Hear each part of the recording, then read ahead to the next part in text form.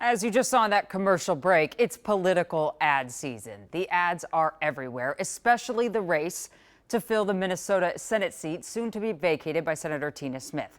And in a time where campaigns seem to break spending records every single election, Danny wants to look at that race to see how it compares.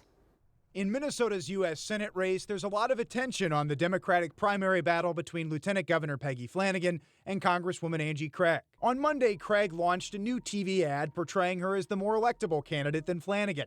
It's the latest in a barrage of spending by the Craig campaign in recent weeks. And the negative smears they're throwing at me, they're pathetic. Flanagan, meanwhile, just launched her first TV ad last week. Angie Craig voted with Donald Trump more than any other Minnesota Democrat. In terms of campaign spending, Craig has the clear edge. After the first quarter of 2026, the Congresswoman had outraised the Lieutenant Governor almost 2-to-1. With the fundraising advantage, I feel very confident we'll be able to outpace. But Flanagan has painted herself as the more grassroots candidate. This is one of the key differences between Congresswoman Craig and myself.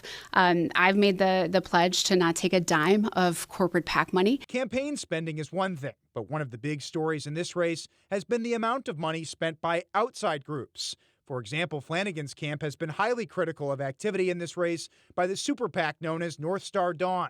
According to federal campaign filings, this group has spent more than $9 million in advertising to either support Craig or oppose Flanagan. In turn, the Craig campaign has called attention to spending supporting Flanagan by the Democratic Lieutenant Governors Association, which has its own corporate donations. DLGA is responsible for the content of this advertising. And was once chaired by Flanagan herself. Like the rest of the country, we have lots of money pouring in from political action committees. Richard Painter is a former chief ethics officer for President George W. Bush, an advocate for campaign finance reform in the wake of the 2010 Citizens United Supreme Court decision that allows corporations to spend unlimited campaign funds. We've seen this around the country.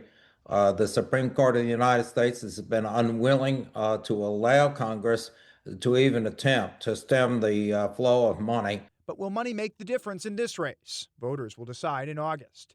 Danny Spewak, KARE 11 News. I've always wondered how much money makes a difference in all the races, but we'll find out, I guess, this November yet again.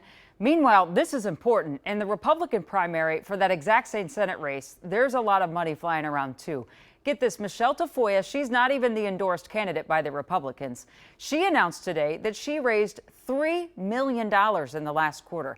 That's the most raised by any Republican Senate candidate in Minnesota ever, and more than Angie Craig's last quarter as well. We'll be right back.